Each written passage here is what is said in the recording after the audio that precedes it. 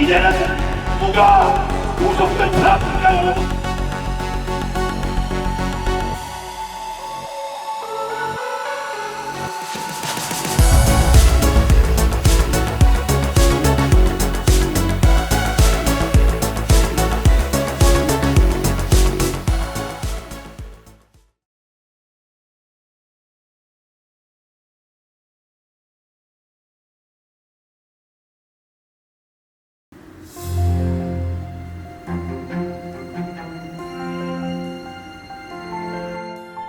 중국과 군사 충돌 가능성이 끊이지 않고 있는 대만에서 지방자치단체장과 지방의회 의원들을 뽑는 선거가 지난 2022년 11월 26일에 있었습니다. 타이페이 곳곳에 마련된 투표소에는 이른 아침부터 투표를 하기 위해 많은 시민들이 모여들었습니다. 초등학교 교실을 투표소로 마련하고 일일이 유권자의 신원을 확인하는 모습은 우리와 다를 게 없어 보입니다. 하나의 중국을 주장하는 중국과 대만의 독립을 주장하는 입장들이 팽팽히 맞서고 있다는 점에서 이번 선거는 미래의 대만 정치를 판가름할 수 있는 중요한 잣대이기도 했습니다.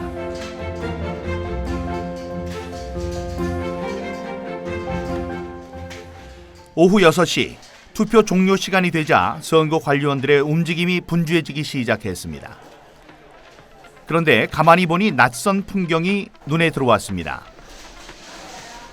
투표소에 설치된 집기들이 하나둘 밖으로 나오고 조금 전까지 시민들이 투표를 했던 장소가 순식간에 개표소로 변하기 시작했습니다.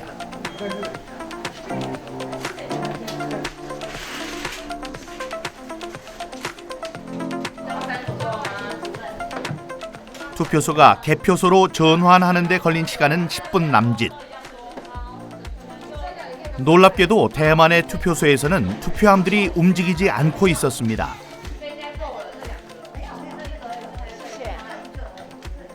곧바로 개표가 시작되자 정당 소속의 개표 관리인들과 시민 감시단들도 카메라로 현장을 촬영하기 시작했습니다. 개표원들은 투표함에서 꺼낸 투표지를 두 손에 높이 들고 기표된 후보자의 이름을 큰 소리로 외쳤습니다. 모든 사람들 앞에서 한 표 한 표 오류가 발생하지 않도록 애쓰는 모습이었습니다. 투표 제도 중에서 가장 큰 특징 하나는 먼저 투표함이 움직이지 않는다는 것입니다. 투표소가 바로 개표소로 전환이 된다는 점인데요. 투표소에서 손으로 직접 개표를 한 뒤에 거기서 나온 수치를 칠판에 적습니다. 우리 반장 선거하듯이 발을 정자로 적고요. 거기서 집계된 표 수는 이제 직접 숫자로 입력이 되어서요. 그 중앙선거정보센터로 전송이 됩니다. 거기에서 다시 집계가 된 뒤 중앙에서 이제 각 언론사로 배포가 되는 형식입니다. 대만의 투표 제도에서 또 하나 흥미로운 점은 표의 집계 역시 일일이 사람의 손에 의해서 이루어지고 있다는 점입니다. 득표된 표는 곧바로 후보자의 이름이 적혀 있는 칠판에 발을 정자로 하나씩 표기가 되었습니다. 세계 반도체 수출 1위를 달리고 있는 디지털 강국 대만. 도대체 대만은 왜 이런 아날로그적인 방식으로 선거를 치르고 있는 것일까요? 在这50年当中，每一次选举，国民党都作弊。那所以我们会觉得说，光在台湾投票都会作弊。那如果是在通讯投票，人民没有信心。一个是海外，一个是像军中啊，警察、军警，还有这个监狱里面，假如也可以投票的话，那很可能都做票。所以我们就是一定要亲自投票，投完票立即开，那民众都可以在那里监督。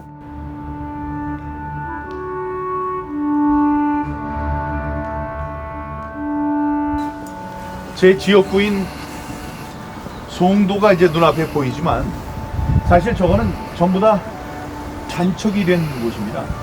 이 전체가 전부 다 바다였죠. 여기를 통해서 인천 상륙작전이 벌어지게 됩니다.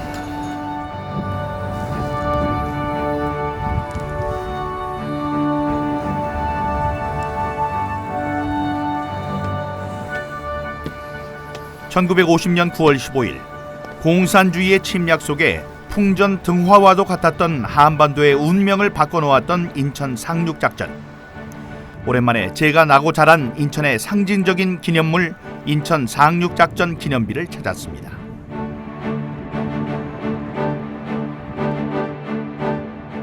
자유와 민주주의를 지키기 위해 자신을 희생했던 선열들 앞에 서니 제 마음도 숙연해졌습니다.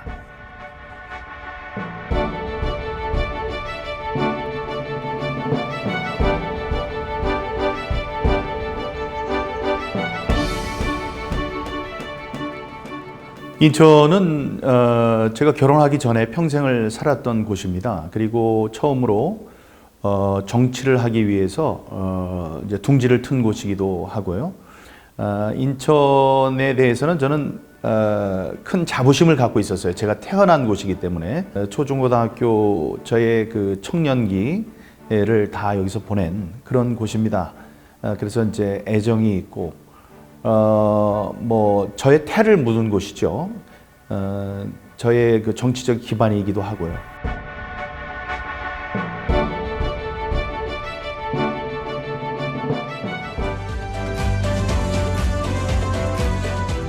(4.15) 총선은 국회의원 민경욱이 지역구 인천에서 4년 동안 임기를 마치고 재선에 도전하는 순간이었습니다. 뿐만 아니라 그날은 2019년 집권한 문재인 정권의 실정을 심판하는 날이기도 했습니다. 그런데 결과는 예상과 전혀 다르게 나타났습니다. 당선인 알아보겠습니다. 서울 동작갑에서 민주당 김병기 후보가 55점, 인천 연수 을에서는 민주당 정일영 후보가 당선됐습니다. 2020년 4월 15일 그날의 선거 결과가 제 모든 것을 바꿔놓았습니다. 제가 질 수 없는 선거에서 졌습니다. 우파 동네에서 우파 후보는 제가 혼자 나오고 좌파 후보가 둘이 나왔는데 제가 졌습니다. 제 지역구는 24년 동안 우파 후보만 뽑았던 지역입니다. 근데 거기 이렇게 나오면 이거는 표가 분산되기 때문에 누가 나와도 이쪽 혼자 나온 쪽에서 이기게 돼 있거든요. 그리고 10번의 여론조사가 있었는데 10번 다 제가 1등을 했습니다. 그리고 출구조사에서도 1등을 했어요. 근데 새벽에 바뀌었어요. 뒤집어졌어요. 그래서 저는 궁금했어요. 어디에서 졌나? 왜냐하면 제가 알고 있는 게 당일 투표에서는 이겼거든요. 제가. 4.15 총선에서 지면 안 되는 사람, 이를테면 민경욱 같은 경우에는 민경욱 의원 같은 경우에는 절대 지면 안 되는 사람이었거든요. 질 수가 없는 사람이었는데 지더라고요. 그래서 참 신기하다 이런 생각이 들었고, 여러분, 당일 투표는 이만큼 있고요. 사전 투표는 요만큼 있습니다. 근데 당일 투표 이만큼 있는 것에서 제가 3,000표를 이겼어요. 그러면 당일 투표, 사전 투표 요만큼 있는 거에서는 1,500표쯤 이겨야 돼요. 반이라고 한다면. 근데 어떻게 되냐면 이만큼 있는 당일 투표에서 3,000표를 이기고 요만큼 있는 사전 투표에서 6,000표를 졌습니다. 이건 이상하거든요. 저희는 뭐 이길 거라고 봤죠. 왜냐하면 문재인의 실정이 너무 컸으니까. 근데 결과적으로 졌어요. 그래가지고 지고 나서 제가 그걸 봤는데 통계가 너무 이상한 거예요. 각종 결과들이 이해할 수 없는 그런 상황이었던 거예요. 그래서 이거 좀 심각한데? 부정선거 아닐까라는 생각을 했는데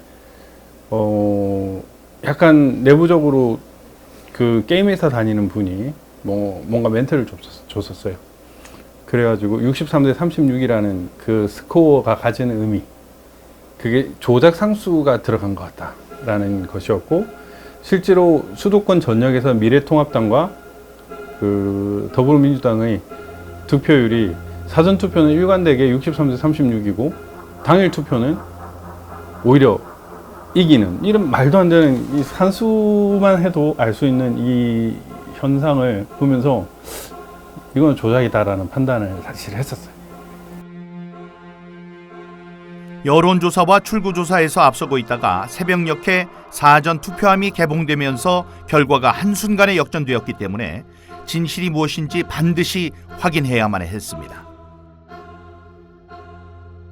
0.39, 0.39, 0.39라는 이상한 통계가 3번이 겹쳐 나왔을 때, 그리고 서울, 경기, 인천에 민주당과 미래통합당의 후보들이 전체 얻은 표의 비율이 63대 36, 63대 36, 63대 36으로 3번이 겹쳐 나온다는, 이걸 딱 봤을 때 이거는 저는 예비가 돼 있었기 때문에 이건 무언가 잘못됐고 심각하게 잘못됐다는 것을 바로 알 수 있었죠. 그렇게 저의 부정선거에 대한 싸움은 시작된 겁니다. 지난 5년 문재인이 이루어놓은 결과는 결코 정의롭지 못했습니다, 여러분. 이제는 4.15 초홍선에 납득할 수 없는 결과에 의심을 품기 시작한 국민들이 하나둘씩 거리로 나오기 시작했습니다. 촛불로 이 정권을 부정선거 투쟁이 본격화되면서 집회에 참가해서 4.15 선거의 진상을 알리는 일은 더욱 중요한 일이 됐습니다.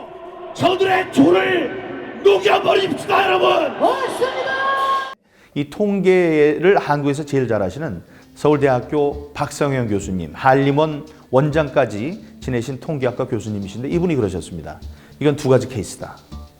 하나님이 하셨던가 아니면 100% 조작이다. 이 서울에 600개 넘는 동네, 각 동이 있습니다. 동에서 민주당 후보가 항상 사전 투표에서 당일 투표보다 높았습니다. 이게 이기고 지고가 있어야 돼요. 근데 모든 동에서 민주당 후보가 이 사전 투표에서 당일 투표보다 항상 유리했어요.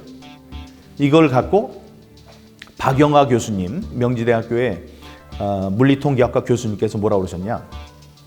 1000개의 동전을 하늘에 던졌을 때 똑같은 면으로 떨어질 확률과 똑같다고 그랬습니다. 그런 거는 150억 년 이 온 세계가 창조됐을 때부터 지금까지 1초에 한 번씩 던져도 안 나오는 그런 확률입니다. 그렇기 때문에 이게 어떤 하나만 이상하다고 해도 우리가 좀 갸우뚱할 텐데 이상한 게 너무나 많은 거예요. 그래서 이제 그게 다음에 재검표로 이어지고 재검표할 때 증거로서 나오게 되는 겁니다. 우리나라 공직선거법 225조는 선거에서 문제가 있을 경우 180일, 즉 6개월 이내에 판결을 내리도록 돼 있습니다. 하지만 인천 연수구 을 선거구의 경우에는 재검표에만 1년 2개월이란 시간이 걸렸습니다. 법과 규칙이 지켜지지 않고 있었던 것입니다. 재검표 절차를 진행할 때 전자개표기로 한 번씩 표를 다 집어넣거든요. 근데 이 선관위 놈들이 그 직원들을 하면서 이 투표지들이 붙어 있는 것들이 많아요. 가짜 표들을 만들어 놓으니까 이 투표지들이 붙어 있는 것들이 많은데 얘들이 이걸 집어넣으면서 다 하나씩 떼버리는 거예요. 붙어 있는 투표지들을 이렇게 붙어 있으면 이렇게 떼가지고 이렇게 집어넣는 거예요. 지금 오늘은 원래 이게 연락증서 신청을 하고 한 게 아니라서 아니 그러니까 우리가 그때 의뢰한 거하고 조금 달라고 해서 재검표장에서는 정상적인 투표지라고 볼 수 없는 이상한 투표지들이 곳곳에서 나타났습니다. 제가 처음에 그 투표지가 들은 박스를 딱 열으니까 깜짝 놀랐거든요. 왜냐하면 전부 다 투표지가 세 종이 그냥 인쇄에다가 갖다가 거기다 다 쌓아 놓은 거예요. 그 투표 박스에다가 그냥 우리가 말하자면 A4 용지 세 박스 뭐 큰 박스에다 집어넣으면 그런 상태. 그 전부 다 그렇게 돼 있고 그게 한두 장이 아니고 그냥 전체 박스가 다 그런 걸로 채워져 있고 그래 한 박스씩 열어가지고 대법관들이 이제 거기서 그 숫자 세기 위해서 이렇게 하는데 저는 계속 그 뭐 숫자라든 이런 건 하나도 머리에 안 들어오고 그냥 전부 다 이거 전부 새 건데 이거 이상하다. 실제 투표한 게 아닌 것 같아요. 접은 게 없잖아, 접은 게. 롤도 아니고 인쇄한 것 같아. 네. 투표 용지가 아니에요, 용지가. 용지는 하얀색 롤 저기 1번만 그렇다는 거예요? 재검표 현장에 등장한 투표지들은 접힌 자국이 전혀 보이지 않는 마치 신권 다발처럼 빳빳하게 묶여있는 투표지들이었습니다. 모두 사람의 손을 전혀 타지 않은 것처럼 보였습니다. 롤 용지가 아니에요, 인쇄한 용지야. 이거 문제 제기해야 되는데요. 왜냐면 접힌 자국이 없어. 내가 여기 사진이 있거든. 뭐 통상적으로 종이라는 건 이렇게 한번 접히면 형상 복원이 안 되잖아요. 이게 신기한 건 선관위는 이제 그런 부분에 대해서 형상 복원 기능을 가진 특수 재질을 사용한 투표지라고 그거를 선관위 그 유튜브에 팩트 체크라는 명목으로 바로 올렸어요. 그 말이 안 되는 거잖아요. 근데 그 자리에서 아주 굉장히 거기서 소동이 일어났어요. 그래가지고 사진을 찍으려고 했더니 그걸 담당한 법관이 사진을 못 찍게 해요. 그리고 자기가 챙겨가지고 당장 가져가서 대법관한테 갖다 보고를 하고 이렇게 하면서 우리가 그래도 증거로 이제 남기기 위해 사진을 찍으려고 거기서 요청을 하니까 이미 봉인을 했기 때문에 사진을 찍을 수 없다고 이렇게 얘기를 하더라고요. 근데 나중에 그런 것들이 다 봉인이 없었어요. 죄송합니다. 네, 보세요. 이거 지금 찍었어. 공유 안 되시네.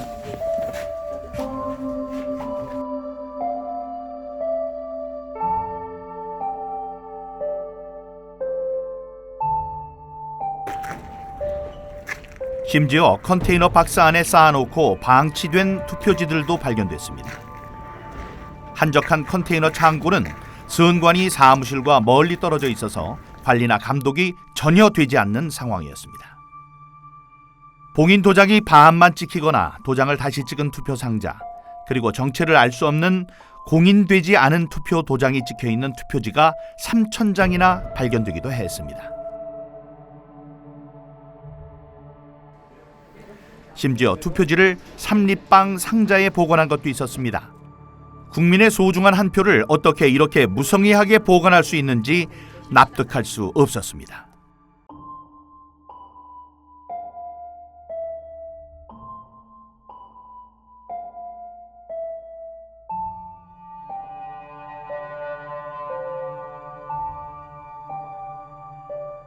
신중동 같은 경우에는 사전투표, 관내 사전투표 18,210명, 관내 사전투표 6,134명이었는데 그 인원이 투표를 하려면은 3점 몇 초당 해야 돼요.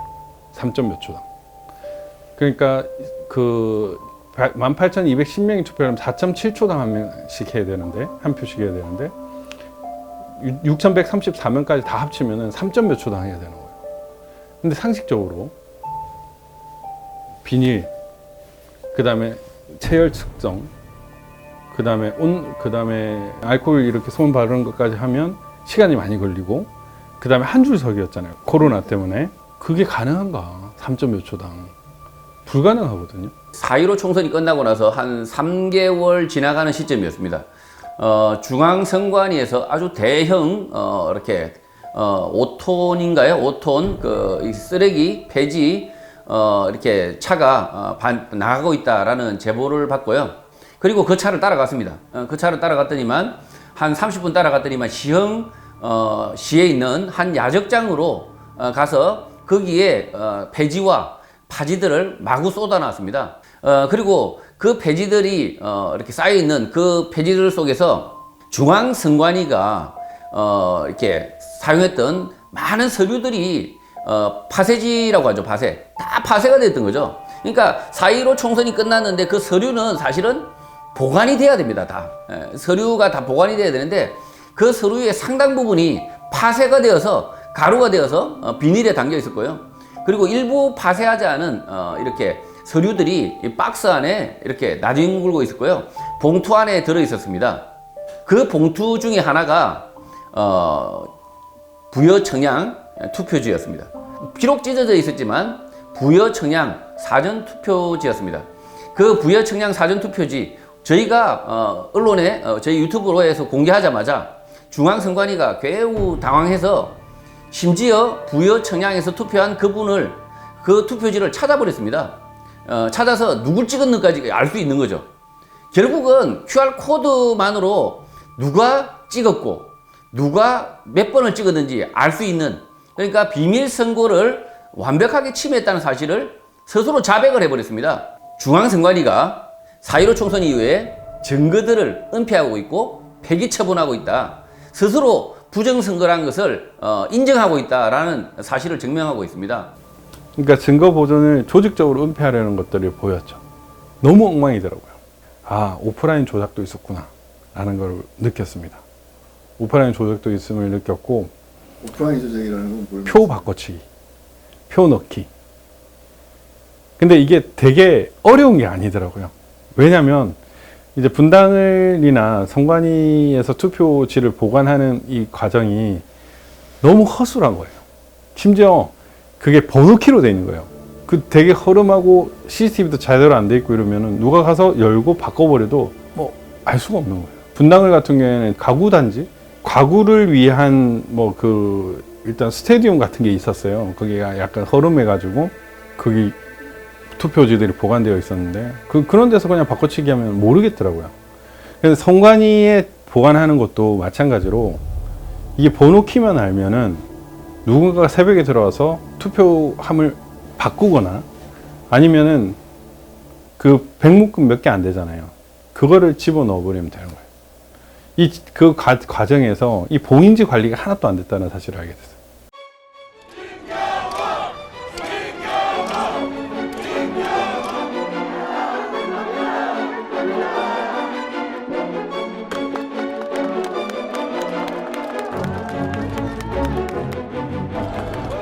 거짓이 참을 이길 수 없고 불의가 정의를 이길 수 없습니다. 따라서 오늘 제가 제기하는 소송은 민주주의를 지키기 위한 저의 투쟁입니다. 대법원 이번 사건을 다룸에 있어서 그 어떤 정치적 압력에도 흔들리지 말고 다만 법과 양심 그리고 민주주의를 지키기 위한 사명감만으로 재판에 임해주기 바랍니다. 중앙선거관리위원회에 요구합니다. 중앙선거관리위원회는 선의의 피해자인지 아니면 부정선거의 주범이며 공범인지 국민들이 지켜볼 것입니다.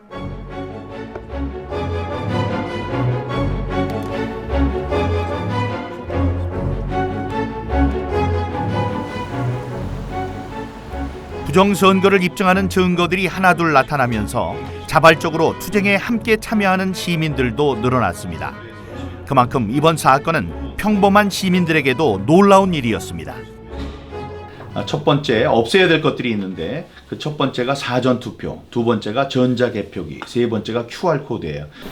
이제 이게 부정선거의 이제 증거들로 나온 건데 요 밑에가 그다음에 이게 바로 이른바 배춧잎 투표용지입니다. 위에는 지역구 국회의원의 이름이 나오고 밑에는 이렇게 비례대표 국회의원의 투표용지가 초록색으로 한 장에가 인쇄가 되어 있습니다. 배춧잎 투표지가 공개되자 배춧잎을 몸에 두르고 시위에 참가한 시민도 있었습니다. 그렇게 4.15 총선의 문제점들이 하나둘 수면 위로 떠올랐습니다.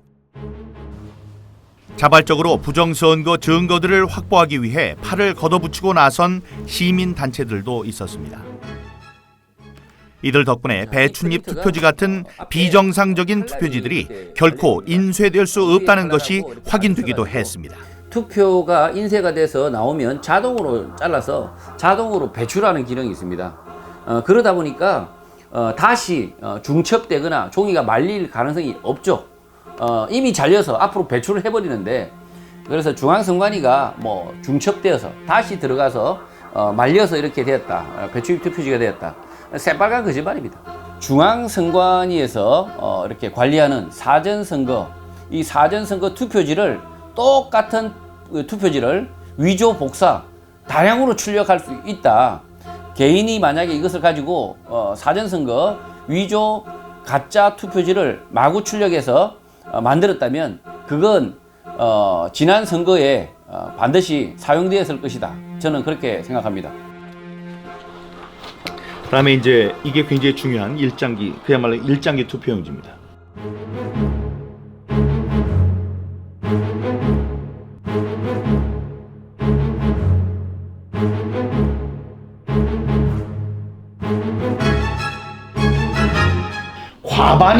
과반수인 1000장이 이렇게 나왔습니다.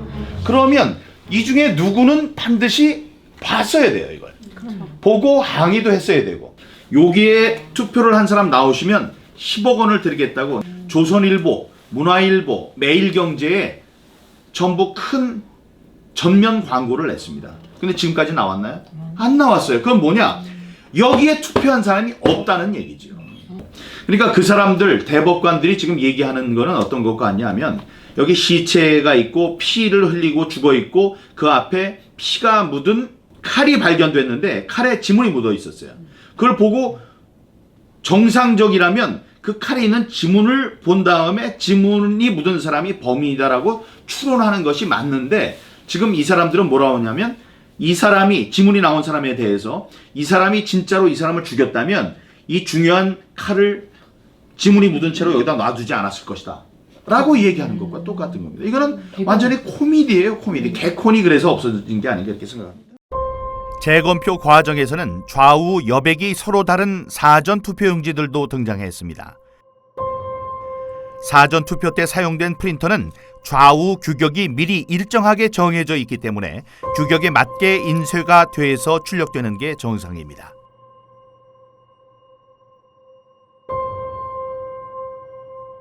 선관위에서 만든 교육용 영상을 보더라도 좌우 규격이 서로 다른 투표지가 인쇄되는 것은 불가능한 것임을 확인할 수 있습니다. 여기 글루건 보이시죠? 네, 글루건으로 고정을 합니다. 예, 폭을. 투표용지가 다 100mm, 정확하게 100mm이기 때문에 그래서 이 폭을 아주 움직일 수 없도록 아예 고정을 이렇게. 이런 투표지들은 또 투표로 개표록에도 없어요. 없어가지고 뭐 가짜 투표지들이 나와가지고 이제 사람들이 막 알게 됐죠. 그래서 새로운 국면이 이제 그때 또 다시 진행됐습니다. 실제로 재검표장에서 가짜 투표지 물증들이 나와버려 보니까 여기에 대해서 이제 문제 제기를 또 다시 하기 시작했고, 증거의 구조적 편제라는 표현을 쓰는데요, 법에서. 증거가 구조적으로 이 대형 기관에 다 편제되어 있다. 그 사람들한테 몰려 있다는 거죠. 원고는 증거다운 증거를 확보하기 굉장히 어렵게 원래 되어 있다는 거죠. 그 재검에서 많은 증거가 쏟아졌음에도 불구하고 그거를 확인하려고 하는 의지라든가 어떤 기회라든가 이런 거를 갖고 있지 않아요. 부정선거의 의미를 국민들이 좀 심각하게 생각해 줬으면 좋겠어요. 부정선거는 엄연히 우리나라 헌법 제1조 국민의 참정권을 짓밟은 그런 상태거든요. 따라서 이것은 국기문란, 국헌문란.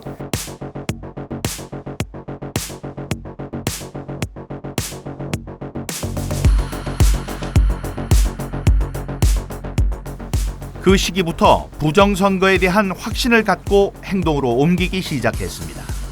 투표지를 위조하거나 부정한 방법으로 투표 결과를 조작하는 행위는 법으로 엄격하게 처벌하도록 되어 있습니다.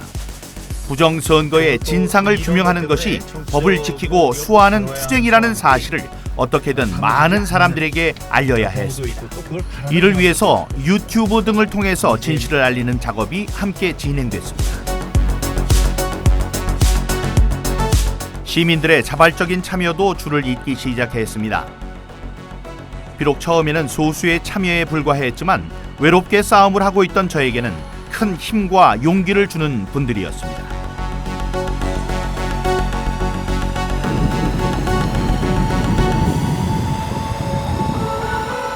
그러면서 조금씩 부정선거 진상 규명에 대해서 관심을 갖고 응원하는 시민들도 늘어났습니다.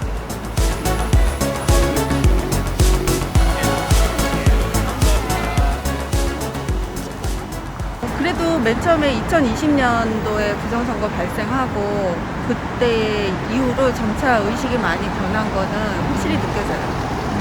지금은 많은 국민들이 많이 알고 적어도 그럴 수도 있겠구나 하고 의혹은 가지고 있는 것 같아요. 이 부정선거는 대한민국을 망치는 가장 악랄한 그 범죄라고 생각하기 때문에 작은 거짓말도 용납을 하면 안 되는데, 그러니까 이 거짓말 자체가 나라를 전복시킬 수 있는 거짓말이다라는 생각에 진짜 울분이 막 올라와가지고 가만히 못 있겠더라고요. 그렇게 시민들의 절망은 시간이 지나면서 점점 분노로 변해갔습니다.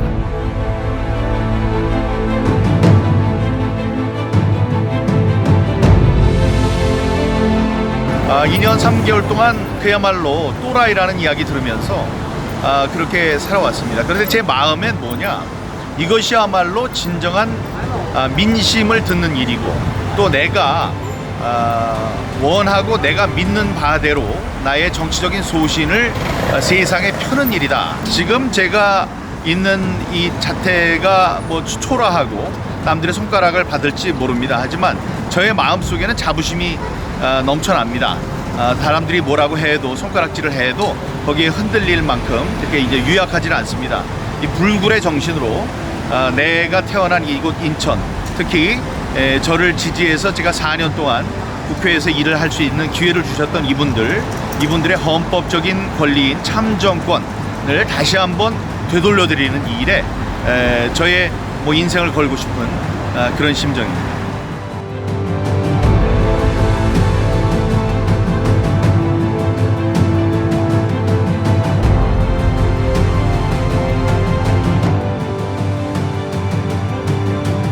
개성과 자유를 존중하는 민주주의의 상징 미국. 그러나 미국에서도 선거 부정으로 인해 지금 민주주의가 위협받고 있습니다.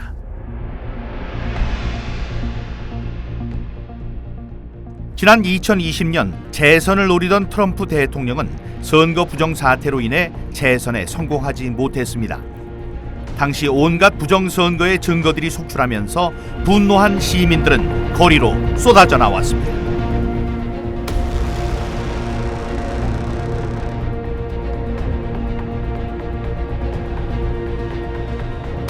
2020년 미국 대선에서 논란이 된 부분 역시 사전선거와 우편투표였습니다.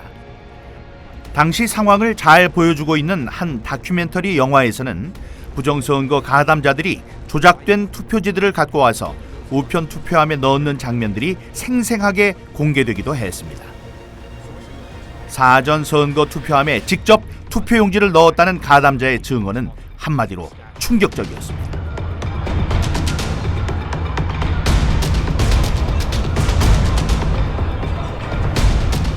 그 결과 경합주라고 불렸던 미시건, 위스콘신, 조지아 등에서 실제로 바이든 후보는 트럼프 후보를 앞서 나가면서 대선에서 승기를 얻었습니다. 도대체 2020년 미국 대선에서는 어떤 일들이 있었던 것일까요?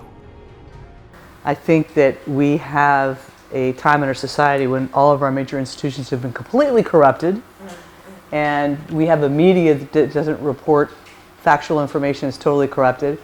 We have an intelligence community that's totally corrupted, and we have an educational system that is teaching people to hate each other rather than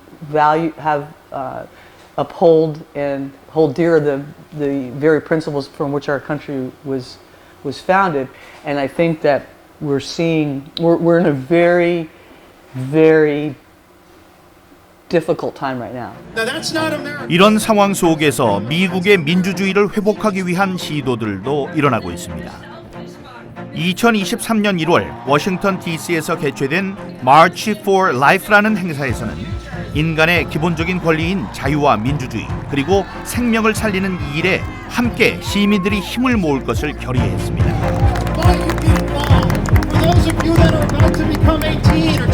집회가 끝난 뒤 수천 명의 참가자들은 다양한 정치적 구호가 적힌 피켓을 들고 국회 의사당까지 행진을 계속했습니다. 그들 중 한 명에게 다가가 미국 정치와 선거에 대한 의견을 물었습니다. I think that it was fraud. Yes. I do believe that. I think that the mail-in ballots were a big part of it, and that it shouldn't have been mail-in because different citizens were Exactly. Yeah, I think that it was a big part. And the voting machines as well. The voting machines. I Yeah. think that it all should have been digital. I think the mail-in ballots were a big part of the fraud. Yeah, I think so. I think people are losing track of real history, and you know, what this country was founded upon was freedom and freedom for all. 몇 년 전 미국 미시간 대학교에서는 미국의 가치가 무엇인지에 대해서 조사를 한 적이 있습니다. 상당수 미국인들은 개인주의와 독립 정신을 꼽았습니다. 미국은 그 바탕 위에서 자유시장 경제와 민주주의의 꽃을 피웠습니다. 하지만 최근 들어 미국의 번영에 의심을 품는 사람들도 많아지고 있습니다. 2012년 11월 30일 미국의 수도 한복판에서는 검은 크리스마스라는 제목이 붙은 한 중국인 설치 예술가의 작품이 수많은 미국인들 앞에 공개됐습니다. Medal of Arts Award. Congratulations, Sai. We're so proud of you, and thank you for everything you've done for art and embassies. Thank you. 我介绍一下这个作品，等一下会怎么样 ？OK， 第一个爆炸是会从底下往上。3, 2, 1, fire.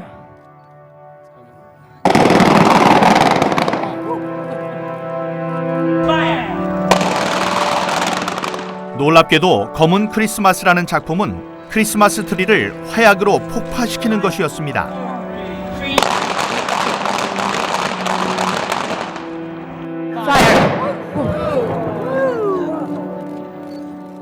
중국의 발명품인 화약으로 미국의 기독교 전통과 문화를 상징하는 크리스마스 트리를 폭파시키는 것이 행사의 목적이었던 것입니다.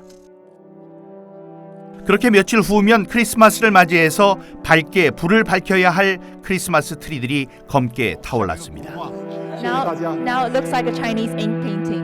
Thank you. 그것은 마치 미국의 가치를 정면으로 부정하는 행위와도 같았습니다.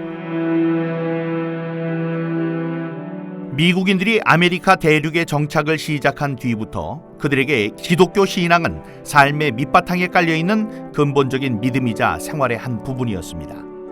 그래서 언제나 크리스마스 때가 되면 미국인들은 크리스마스 트리를 함께 장식하면서 가족들과 함께 즐거운 시간을 보내는 것이 일상이었습니다. 놀랍게도 이 행사를 주최한 곳은 미국 국무부였습니다. 당시 국무부 장관이었던 힐러리 클린턴은 차이 구어창을 국무부로 초대하고 3억 원의 상금과 함께 그의 목에 금메달을 걸어줬습니다. 도대체 차이 구어창은 어떤 사람일까요? 그리고 어떻게 미국의 수도 한복판에서 그런 일들이 벌어질 수 있었던 것일까요? 그의 행적을 취재하는 과정에서 우리는 그가 갖고 있는 생각의 단면을 확인할 수 있었습니다. 그 사건은 바로 2001년 벌어졌던 9.11 테러였습니다. 공식적인 사망자 숫자 3,000명, 뉴욕 세계무역센터 빌딩이 무너지는 광경을 보고 슬픔에 빠지지 않은 미국인은 없었습니다. 이 비극적인 사건을 당시 TV로 보고 있던 차이 구어창은 다음과 같이 말했다고 합니다.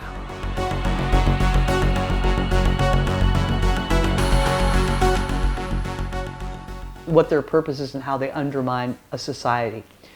The United States of America has been a beacon of hope and liberty through these many years, and certainly been that for South Korea. And I'm really disgusted at what is happening in our country and what our foreign policy is about now. 부정선거의 진실을 규명하기 위한 시민운동을 시작한 지도 어느새 3년이 됐습니다. 그동안 우리 사회는 어떤 모습으로 변해 있을까요? 민경욱입니다. 인사 올리겠습니다.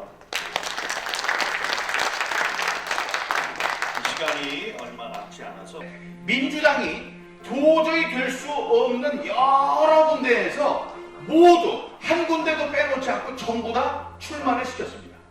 전부 다 입후보를 시켰어요. 그런 일이 없었어요. 다음에 그 모든 사람들이 14.7 경북 경주시만 빼놓고 253개 전체에서 전부 다 15%가 넘었습니다.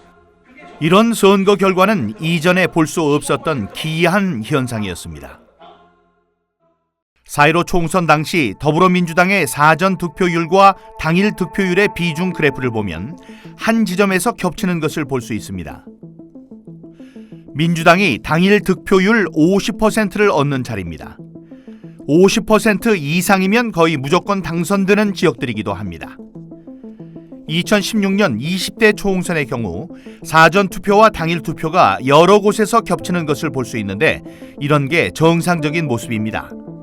그런데 4.15 초홍선 때 민주당 지지율이 낮은 지역에서 사전 투표 때 거의 모든 사람들이 민주당을 찍었습니다. 누군가 의도적으로 조작하지 않는 이상 이런 결과는 나올 수가 없는 것입니다. 그냥 그 선거 치른 그 당일날 그 결과를 보면서 너무 솔직히 예상했던 선거 결과랑 너무 다른 결과가 펼쳐졌잖아요. 그래서 180석이라는 거는 이제 새벽에 발표가 되긴 했지만은 흔히 이제 저희가 알고 있는 유명하신 그 국회의원, 국힘당 사람들이 대부분 다 선거에서 패배를 하면서 솔직히 이제 충격을 먹었어요. 그날 밤 새벽에 충격을 먹고 도무지 이제 납득할 만한 결과가 아니라서 이거는 뭔가가 있다라고 생각을 해서 차분히 이제 긁어보기 시작을 한 거죠. 그래서 이제 그 선거 결과 데이터를 처음에는 1개, 2개 지역구들을 보다 보니까 좀 희한한 이제 패턴이 눈에 보일 것 같는데 그때 이제 마침 인터넷에서 이제 전체 지역구에 있는 데이터를 보게 되면서 아 이거는 뭔가가 문제가 있다라는 거를 이제 그냥 직감적으로 느꼈고 좀 특이한 이제 규칙성이라든지 그런 것들이 눈에 보이기 시작을 했던 거죠. 2019년 한 음악 방송에서 발생한 투표 순위 조작 사건 역시 시청자들이 투표 결과에서 이상한 수치들이 반복적으로 등장하는 것을 보고 의심을 하면서 시작됐습니다. 1위부터 11위 사이에 무려 5번이나 29,978표가 반복적으로 나타났던 것입니다.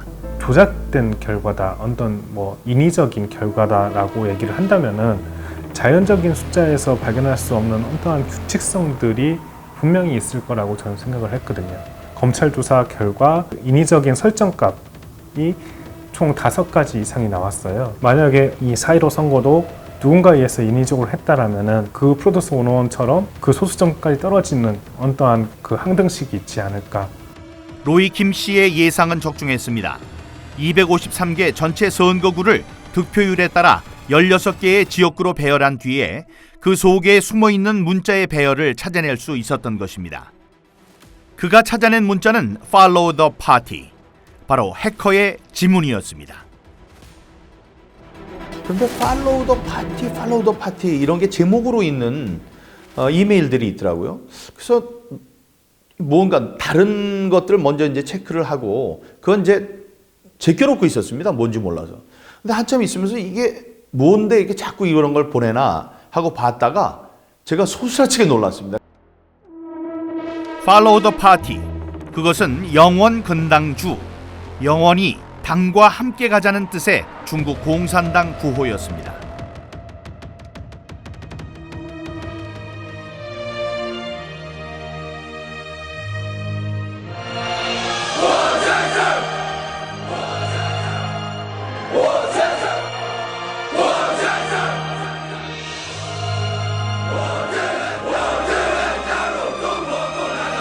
아스키 코드라고 숫자를 문자로 변환해 주는 거에 이렇게 맞추어 보았더니 FOLLOW 한 칸 떼고 THE 한 칸 떼고 PARTY Follow the Party라는 게 나왔다. 근데 Follow the Party가 뭔가 봤더니 영원 근당주, 영원히 당과 함께 달려라. 암호가 해커의 지문이 이 숫자 배열 속에 들어있다는 얘기였습니다. 이거는 정말로 충격적인 내용이었어요. 중공이라는 거대한 독재 국가가 임기도 길잖아요. 그 임기를 길고 뭐 통일 전선 뭐 전술이나 이런 것들을 이용해서 각 나라를 어떻게 먹을지를 생각을 하고 있는 것 같다는 생각이 들고 이 선거라는 거를 이용해서 얘들이 이제 침략을 하는구나.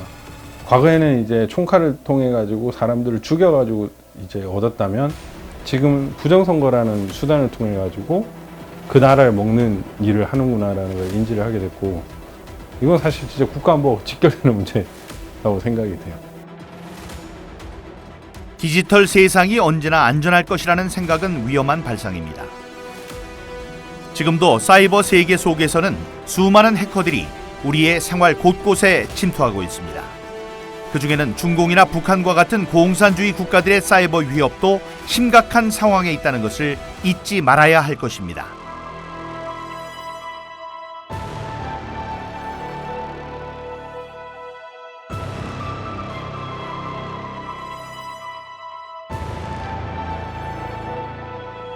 나라에 주권이 왔다 갔다 하는 대법관을 50억에 매수할 수 있으면은, 그러면은 중국 같은 나라가 한국 얼마나 우습게 보겠냐. 대법관 한 9명, 그럼 50억 곱하기 10 해도 500억이면 나라 주권을 산단 말이냐. 너무 참. 이 부정선거로 당선된 인간들은요, 민심을 안 봐요. 민심을 안 보니까 어차피 조작하면 되는 거니까 그 자기들을 뽑아준 그 조작꾼들만 말을 듣거든요. 그러면은 결국에는 법이 잘못되는 것이고 그 나라를 팔아먹는다는 거죠. 그래서 이 사회적 비용은 어마어마하죠, 이거는. 이렇게 우리가 알지 못하는 통로를 통해서 이상한 숫자들이 막 나오고 표가 바뀌고 그것을 사람들이 알지 못하게 하고 검증이 안 되게 하고 이러는 피해보다 더 클까요? 생각해 보십시오. 대만이나 일본, 캐나다, 독일, 오스트리아 이런 데가 우리보다 디지털 역량이 떨어져서 그걸 안 하겠습니까? 신속한 것보다는 정확한 게 낫다. 단 한 번의 오류도 있으면 안 됩니다. 그래서 우리가 이 디지털보다는 아날로그 방식으로 가야 되는 거거든요.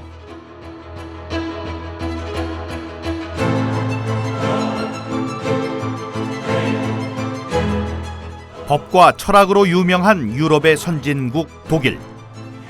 지난 2021년 독일에서는 우리의 국회의원 선거에 해당되는 연방의회 선거가 실시됐습니다. 이번 총선은 16년 동안 독일을 이끌어왔던 메르켈 총리 이후 새로운 독일의 지도자를 뽑는 선거라는 점에서 국제사회의 이목을 집중시켰습니다.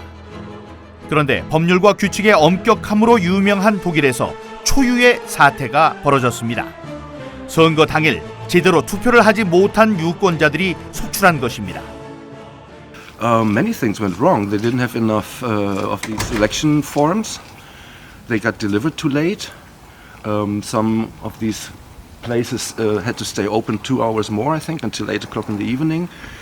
And some people didn't have a chance to vote because the line was too long. They've been waiting for hours, and then the local closed, and they couldn't vote. So, if not everybody has the chance to vote, then it's not a fair election. I think it was a little bit chaotic. There was a marathon going on in Berlin, which made it, harder to, I think, organize the elections. And also, they have a lot of administrative problems, apparently. So, yeah, they needed to do it again. 게다가 선거 당일인 9월 26일에는 베를린 국제 마라톤 대회가 열려 도심 곳곳에서 선거 진행에 혼선이 생기기도 했습니다. 심지어 투표지 운송이 제때 이루어지지 않아서 투표를 하지 못한 채 돌아간 사람들도 많았습니다. 말 그대로 독일 선거 역사상 초유의 사태가 벌어진 것입니다. 독일 정부와 정치권은 상황을 심각하게 받아들였습니다. 선거에 결함이 발생한 것에 대해서 독일 연방헌법재판소에서는 신속하게 베를린시에 한해서 재선거를 실시하라는 판결을 내렸습니다. Die Häufigkeit und Schwere der Wahlfehler führt nach Auffassung des Verfassungsgerichtshofs zu der einzigen Möglichkeit, dass nämlich die Wahlen in ganz Berlin wiederholt werden müssen. 독일 연방헌법재판소의 베를린 재선거 결정은 3인당 출신의 기파이 베를린 시장에게는 정치적으로 큰 타격이었습니다. 여기에 2023년 새해 벌어진 불꽃놀이 폭동 사태로 불안정한 치안이 문제가 되면서 상황은 더욱 복잡하게 흘러갔습니다. 그동안 베를린은 경기 불황, 실업자 문제, 그리고 난민 수용에 대한 시민들의 불만이 높아가던 상황이었습니다. 재선거 당일인 2월 12일 아침부터 베를린 시민들은 차분한 분위기 속에 투표장으로 향했습니다.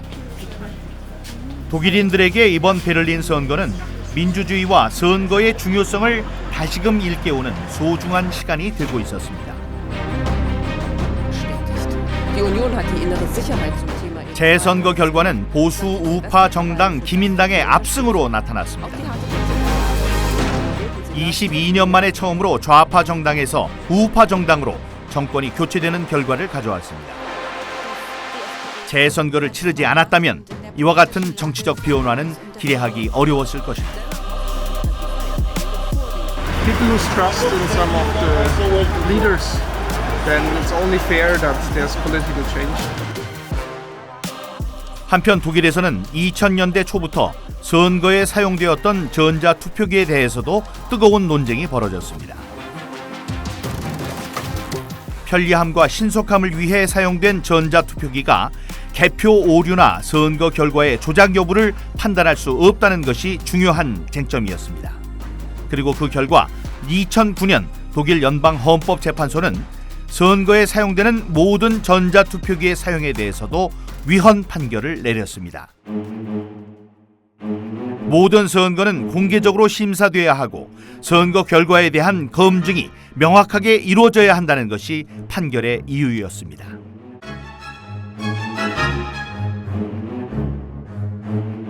선거 결과에 대해서는 이제 검증 가능할 수 있도록 하는 이제 그 장치들, 제도적인 법규적인 장치들이 없기 때문에 무효다라고 판단한 부분이거든요.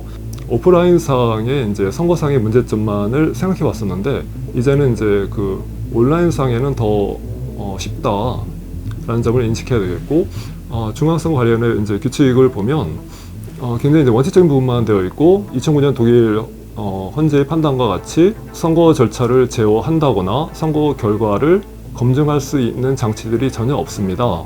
선진국일수록 아날로그 방식을 취하고 있습니다. 왜냐하면 디지털 전산이 얼마나 위험한지를 잘 알고 있기 때문입니다. 진실, 그 다음에 보안, 아니면 정직성 이런 것들이 더 중요한데 이 선거가 그런데 아주 편리한 것, 쉬운 것, 빠른 것을 추구하다 보니까 이 전산 시스템, 그 다음에 전산 장비 이런 것을 도입해서 결국은 선거가 부패하고 타락하게 만든 원흉이 되고 있죠. Well, let me tell you what we're going to do today. We have constructed a mini election. 2012년 미국에서는 전자투표기의 위험성에 대해서 시민들이 직접 참여하는 모의 투표가 실시됐습니다.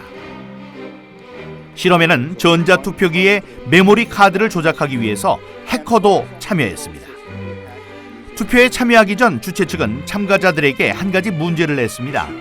메모리 카드를 사용해서 전자투표기가 해킹될 수 있는지를 묻는 질문이었습니다. 대부분의 참가자들은 해킹이 불가능하다는 데 표를 던졌습니다. It's impossible. So I vote no. I'm going to mark this ballot no.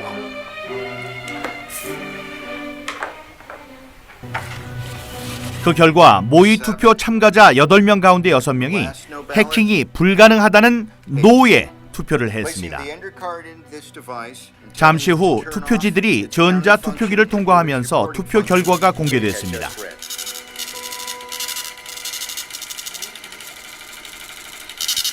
놀랍게도 결과는 정반대로 나왔습니다. Oh my.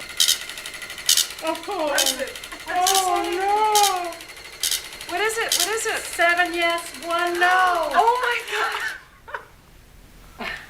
Oh my gosh. Let me see. Here's the tape. 7 people said it could be hacked. And we put through 6 and 2. 6 no's no's and 2 yes. Oh my gosh. Do you know what this means? 곧이어 실험에 사용된 전자투표기는 투표 결과를 외부로 전송하기 위해 다른 곳에 위치한 컴퓨터로 옮겨졌습니다.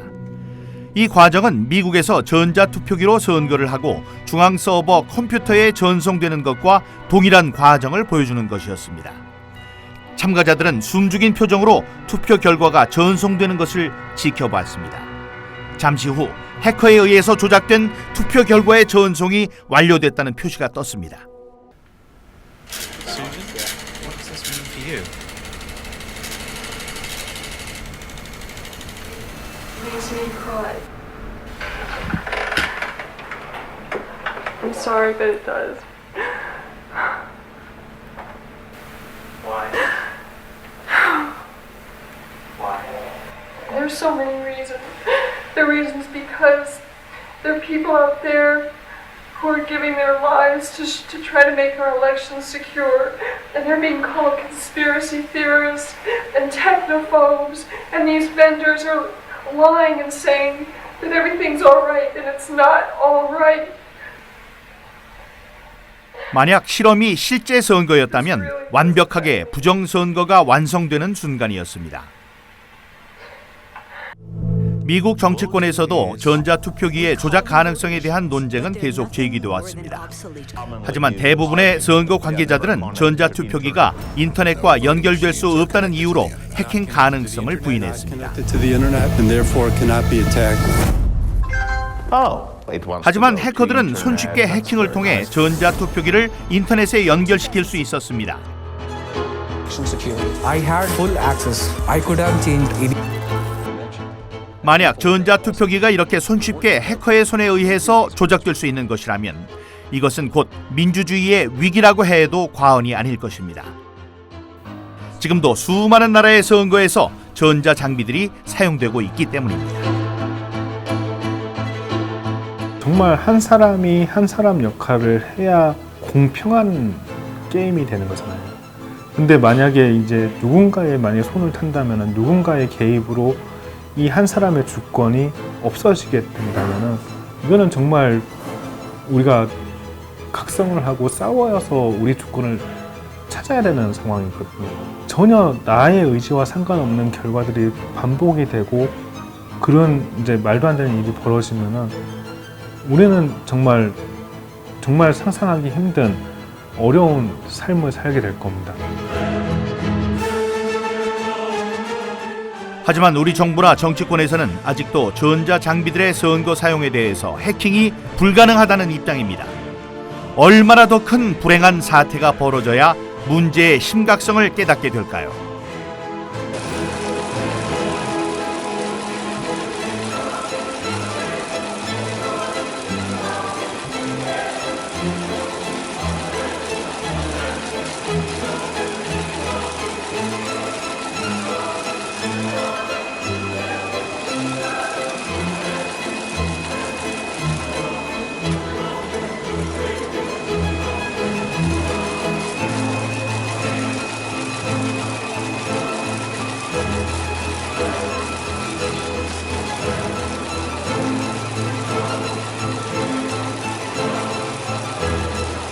이러한 이제 전산 장치의 적법성에 대해서 입증 책임은 원고에게 있는 것이 아니고 국가기관인 중앙선거관리위원회의 전산 조직, 전자투표를 위한 전산 조직의 그 적법성에 대한 입증 책임이 있다라는 주장을 했었던 부분이고요. 많은 사건들의 증거들이 있음에도 불구하고 이미 증거가 증거로 취급되는 사회가 아닌 게 돼 있어요. 어느 한쪽에서는 진실이 아닌 그런 사회가 돼 있습니다. 괴벨스, 스탈린, 레닌 이런 사람들이 주창한 게 있죠. 거짓말도 자꾸만 하면 진실이 된다. 이거요. 이게 너무 뿌리 깊어요.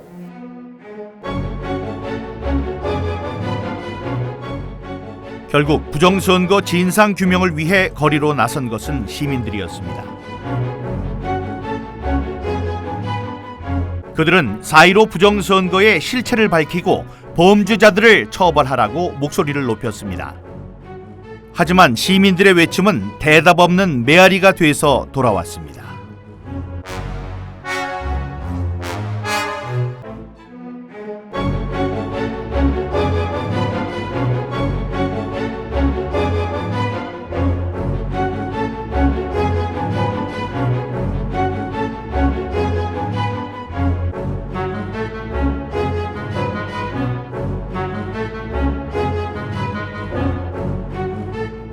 원고가 이런 부정선거 범행의 주체와 일시와 경위를 특정하지 못했기 때문에 이거는 원고의 입증 부족으로 해소를 선고한다.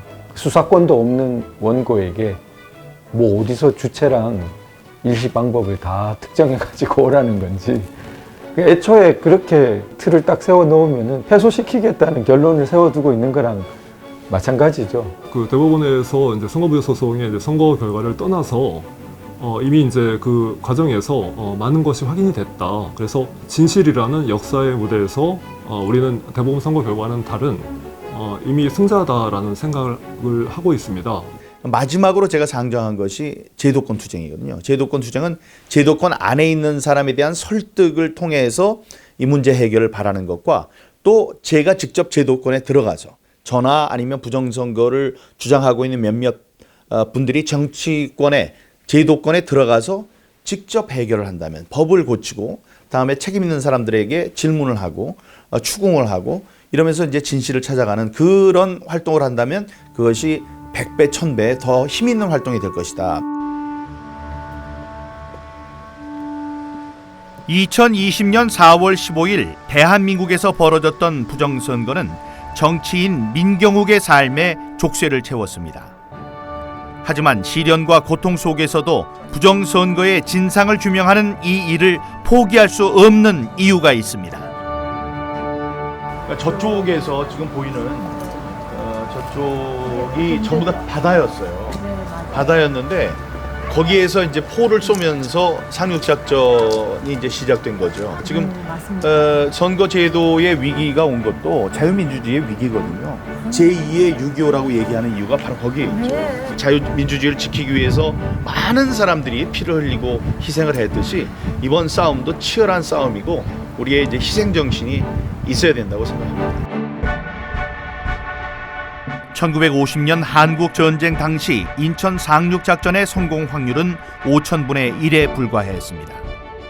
하지만 이 작전은 대한민국의 자유와 민주주의를 지키기 위한 희망의 등대였습니다.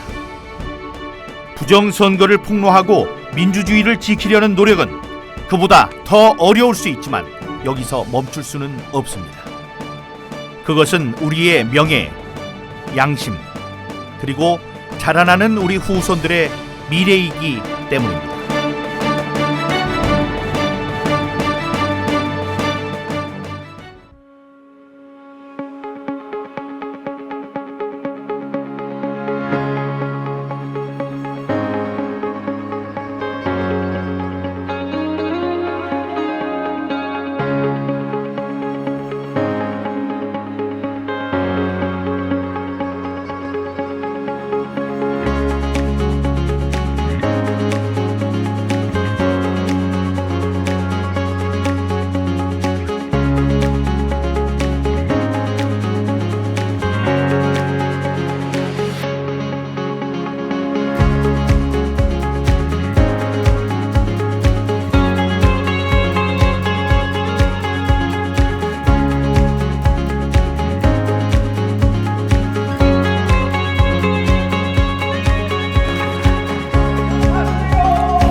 안녕하세요.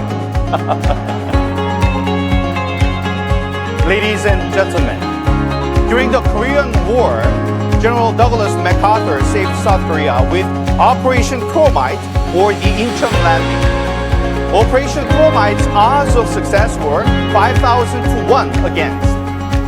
Our efforts to expose election fraud and to defend democracy might be more difficult, but we cannot stop now. The memorial for Operation Chromite is in the district I represent, Yeonsu-ul, Incheon. I don't think this is a coincidence. The seeds of freedom planted by General MacArthur 70 years ago in Incheon grew in my father's heart and mind, and that made me fight for freedom. The son of a humble American soldier's houseboy now shouts, "Let's go together in this fight to preserve freedom and democracy." Thank you very much. Thank you.